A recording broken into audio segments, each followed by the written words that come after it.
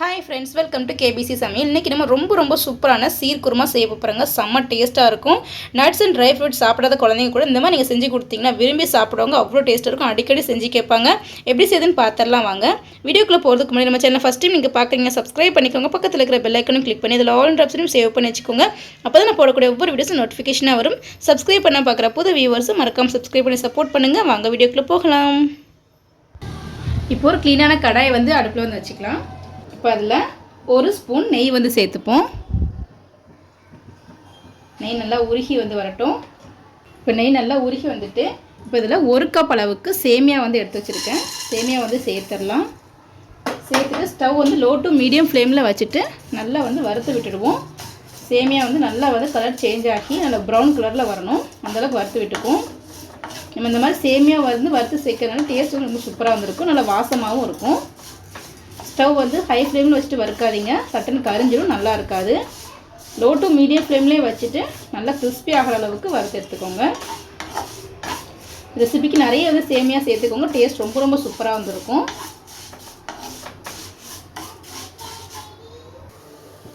பாருங்கள், நல்லா colour change ஆக ஆரம்பிச்சிருச்சு.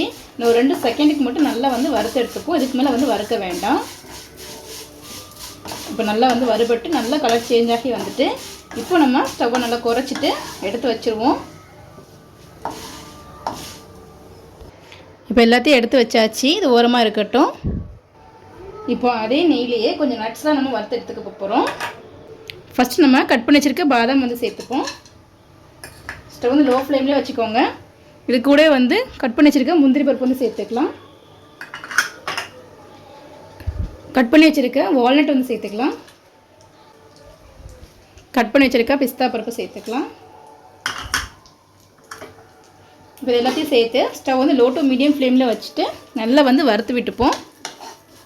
நீங்கள் எந்த நட்ஸ் வேணாலும் சேர்த்துக்கோங்க. நான் எங்கள் வீட்டில் இருக்கிற நட்ஸ் சேர்த்துக்கிறேன். உங்களுக்கு பிடிச்ச நட்ஸ், உங்கள் வீட்டில் என்ன நட்ஸ் இருக்குதோ அதை நீங்கள் சேர்த்துக்கோங்க. ஸ்டவ் லோ டு மீடியம் ஃப்ளேமில் வச்சுட்டு நல்லா கிறிஸ்பியாக நல்லா பொன்னிறமாக வர அளவுக்கு வறுத்து விட்டுக்கலாம். இந்த ரெசிபிக்கு நிறைய நட்ஸ் சேர்க்கும் போது டேஸ்ட் ரொம்ப சூப்பராக நல்லா ரிச்சாக க்ரீமியாக வந்திருக்கும். நல்லா வறுத்து விட்டுப்போம். நல்லா பொடிசாக கட் பண்ணி போடும்போது நம்ம சாப்பிட்றதுக்கு நிறைய இருக்கும். சாப்பிட்றதுக்கு ரொம்ப சூப்பராக வந்திருக்கும். உங்கள்கிட்ட சாரப்பருப்புலாம் இருந்ததுன்னா அதை கூட நீங்கள் சேர்த்துக்கோங்க. எங்கிட்ட இல்லாதனால நம்ம சேர்த்துக்கல. உங்கள்கிட்ட என்ன பருப்பு இருக்குதோ, என்ன நட்ஸ் இருக்குதோ எல்லாத்தையுமே நீங்கள் சேர்த்துக்கலாம்.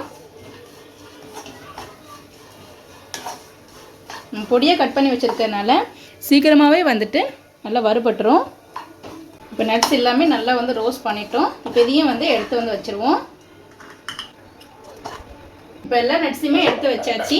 இப்போ மறுபடியும் ஒரு அரை டீஸ்பூன் அளவுக்கு நெய் சேர்த்துப்போம். இப்போ நெய் சேர்த்தாச்சு. இப்போ கொஞ்சமாக கிஸ்மிஸ் பழம் எடுத்துருக்கேன், ஒரு 1/4 கப் அளவுக்கு. அது இது கூடவே சேர்த்து நல்லா ரோஸ்ட் பண்ணி எடுத்துப்போம். நல்லா உப்பி வரட்டும். நட்ஸ் கொஞ்சம் நிறைய சேர்க்கும் போது டேஸ்ட் ரொம்பவே சூப்பராக வந்திருக்கும். உப்பி நல்லா ரோஸ்ட் ஆக ஆரம்பிச்சுட்டு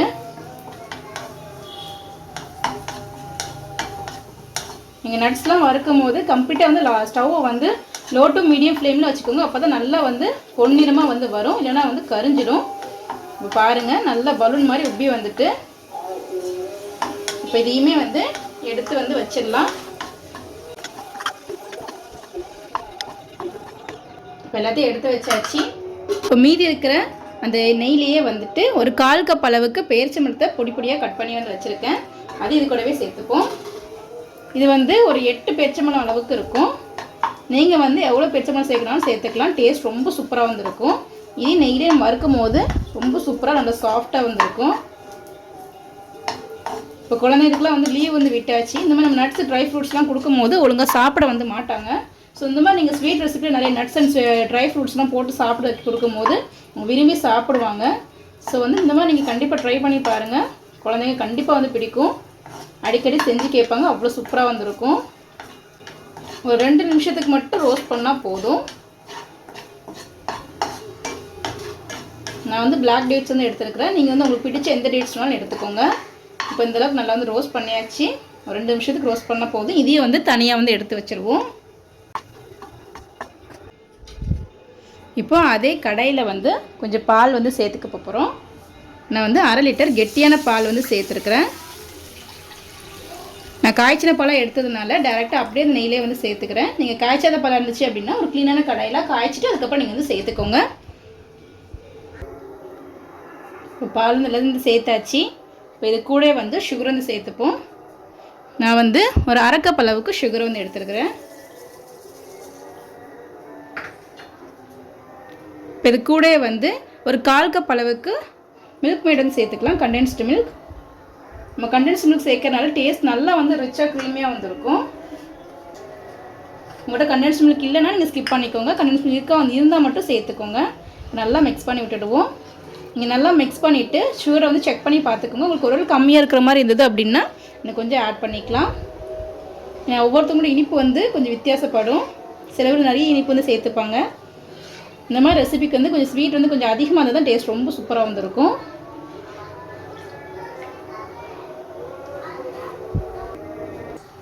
இப்போ நல்லா வந்து கலந்து விட்டாச்சு. இப்போ இது கூட வந்து ஒரு 3 ஏலக்காய் வந்து ஃப்ரெஷ்ஷாக தட்டி வச்சுருக்கேன். அது இது கூடவே நம்ம சேர்த்துக்கலாம். நீங்கள் இந்த மாதிரி ஸ்வீட் ரெசிபிக்கெலாம் வந்து ஃப்ரெஷ்ஷாக ஏலக்காய் தட்டி போடும் போது ஃப்ளேவர் ரொம்ப சூப்பராக வந்து இருக்கும். இப்போ நல்லா மிக்ஸ் பண்ணி விட்டுடுவோம். இப்போ நல்லா மிக்ஸ் பண்ணி விட்டாச்சு. இப்போ நம்ம வறுத்து வச்சுருக்க அந்த சேமியா வந்து சேர்த்துடலாம். சேமியா கலரை பாருங்கள், நல்லா கோல்டன் ப்ரௌன் அளவுக்கு இருக்கணும். சேமியாவையும் சேர்த்தாச்சு. இப்போ இந்த பாலோடையே சேமியா நல்லா வெந்து சாஃப்டாகி வரணும். அந்தளவுக்கு நல்லா வேக வச்சு எடுத்துப்போம். நல்லா மிக்ஸ் பண்ணி விட்டுடுவோம். சேமியா நல்லா வெந்து பாலும் கொஞ்சம் நல்லா கெட்டியாகி வரணும். அந்தளவுக்கு நல்லா நம்ம கலந்து விட்டுக்கலாம். இடையில நீங்கள் கலந்து விட்டுட்டே இருங்க, ஏன்னா அடிப்பிடிக்க ஆரம்பிச்சிடும். அந்த சைடில் வர ஆடை எல்லாத்தையுமே வந்து எடுத்து விட்டுக்கோங்க. நம்ம நல்லா கெட்டியான பாலாக சேர்க்கும்போது டேஸ்ட் நல்லா வந்து ரிச்சாக க்ரீமியாக இருக்கும். இது நம்ம வந்து கண்டென்ஸ் மில்க் சேர்த்துக்கணும், இன்னுமே டேஸ்ட் ரொம்ப சூப்பராக வந்திருக்கும். உங்களுக்கு ஒருவேளை வந்து பொங்குற மாதிரி இருந்துச்சு அப்படின்னா ஸ்டவ் வந்து கொஞ்சம் லோ ஃப்ளேம் மீடியம் ஃப்ளேமில் வந்து வச்சுக்கோங்க. நல்லா வேகட்டும். ஒரு 10 நிமிஷம் கழித்து பார்ப்போம். பாருங்கள், நல்லா ஓரளவுக்கு நல்லா சேமியா நல்லாவே வெந்துட்டு நல்லா பால் நல்லா கெட்டியாகி வந்திருக்கு. இந்த கன்சிஸ்டன்சி வந்து இருக்கணும்.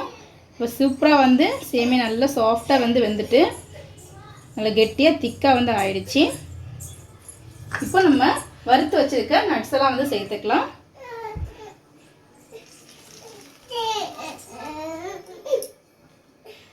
இப்போ இது கூடவே நம்ம வறுத்து வச்சுருக்க அந்த முந்திரி பழத்தையும் சேர்த்துக்கலாம்.